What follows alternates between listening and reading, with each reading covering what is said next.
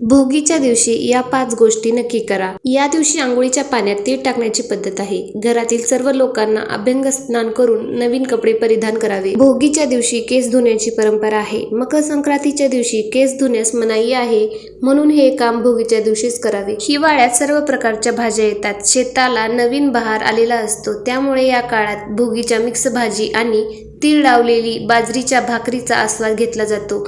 या पदार्थांमधून उष्णता येते, ज्यामुळे शरीर पुन्हा वर्षभर काम करण्यास सज्ज होते. या दिवशी उपभोगाचे आणि आनंदाचे प्रतीक असलेला देवराज इंद्राची पूजा केली जाते.